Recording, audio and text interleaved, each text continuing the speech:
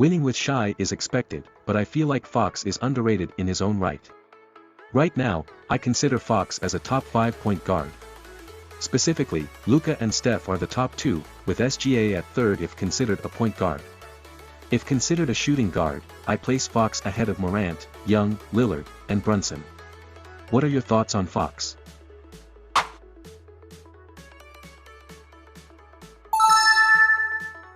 Even after Morant's suspension was decided, I expected the Grizzlies to make it to the playoffs.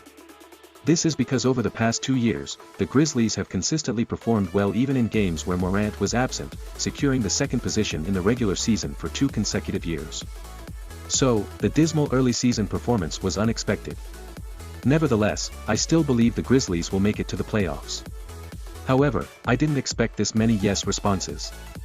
This is because I can understand opposing opinions. Can they make it from here? The spirited and mischievous group, especially whether Morant can safely finish the season, is something no one can predict.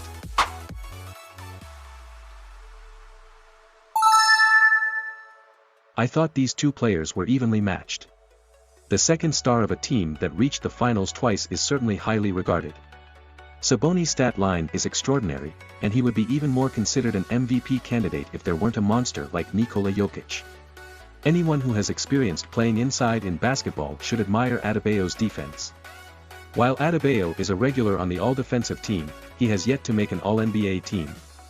Those of us watching in real time know his greatness, but for future NBA fans, I hope he makes the All-NBA team soon to recognize his skills.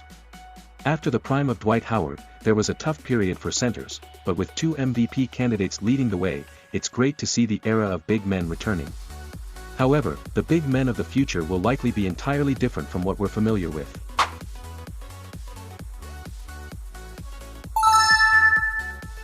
I couldn't predict these two at all, mainly because I didn't know how much everyone was considering past achievements. In recent years, their stats have been comparable, but it's remarkable that Durant and Tatum are so closely matched.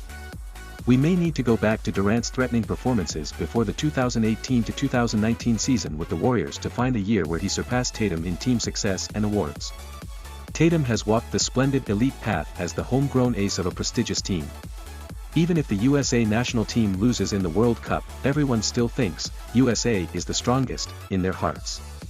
However, what happens when LeBron, KD, and Curry retire? The conversation changes entirely. I hope Tatum takes that extra step, becoming a player strong enough to join the discussion of the current best once those legends retire.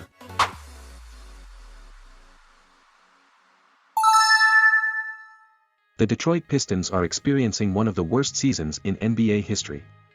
Their franchise player, Cade Cunningham, started with decent stats but had the worst shooting efficiency.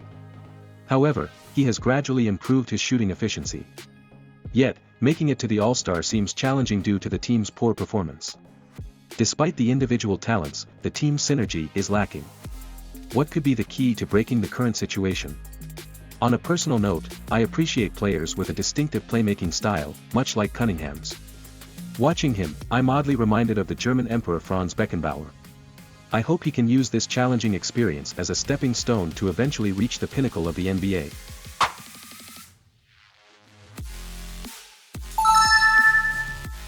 If you asked for the current top 10 NBA players, probably 8 wouldn't stir much debate.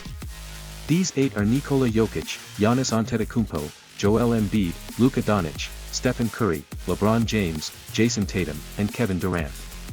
The remaining 2 might spark controversy. Jimmy Butler, who excels in the playoffs but might feel lacking in the regular season. Devin Booker, inheriting the number 1 shooting guard position from Harden, boasts overall high quality but lacks standout qualities. SGA, a consistent player with a short superstar period and limited playoff experience. Kawhi Leonard, once a candidate for the strongest active player until 2020, has faced frequent playoff absences in recent years. Anthony Davis, plagued by injuries, lacks the experience of being the first option on a championship-caliber team. Other candidates include Ja Morant and Damian Lillard, but you have to choose 2 from this list. I would choose Kawhi Leonard and SGA, but who would you choose?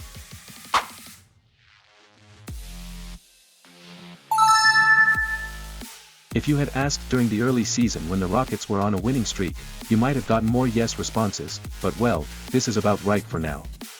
what do you think about how good of a player Alperen Sengun will become in the future?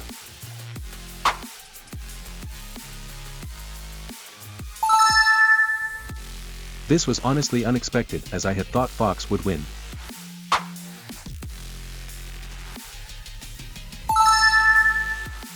The Lakers unexpectedly went undefeated in the season-ending tournament, reaching the finals and securing the championship.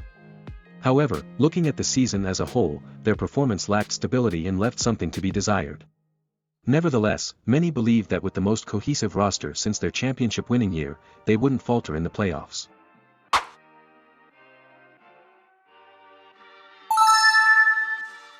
Tyrese Maxey, who has leaped to the candidacy for the #1 guard in the East this season, is undoubtedly expected to be selected for the All-Star game.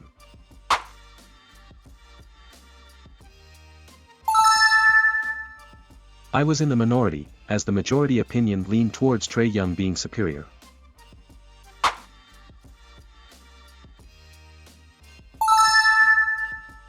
This result was unexpected. At the moment, I'm voting for Embiid. I believe last year, Jokic should have won the MVP for the third consecutive season. He had the most outstanding season in terms of both metrics and team performance, surpassing his previous 2 awards. However, this year, Jokic is slightly below last year's performance, and Embiid is having an incredible season that surpasses even last year. For Embiid, I hope to see him elevate his legacy with a strong performance in the playoffs.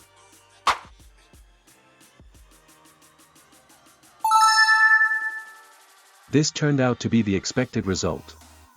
The Minnesota Timberwolves, seemingly overachieving, are likely to make the playoffs, possibly even as the first seed. On the other hand, the Orlando Magic, initially thought to be out of playoff contention, are surprising. Given that it's still early in the season, there's a significant possibility of changes, but teams like the Timberwolves, who troubled the reigning champions, the Nuggets, the eccentric Oklahoma City Thunder with MVP contenders, could be promising in the playoffs.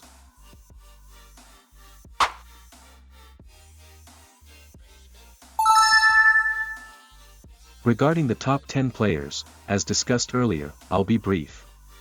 I expected more yes responses.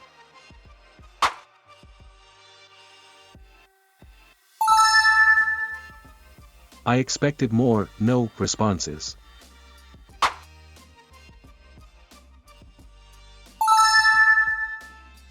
This was unexpected.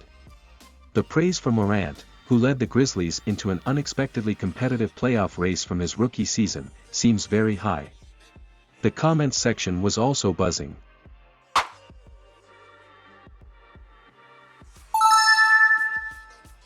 Scoot Henderson had a disappointing start in the NBA, but he's gradually adapting. While I don't expect him to compete in the Rookie of the Year race with Chet and Wembanyama, I anticipate he'll make the All-Rookie team with a performance reminiscent of Trae Young's upward trajectory.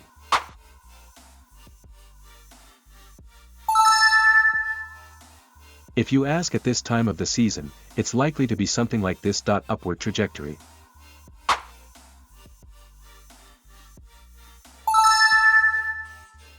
Given the recent NBA situation, it might be something like this.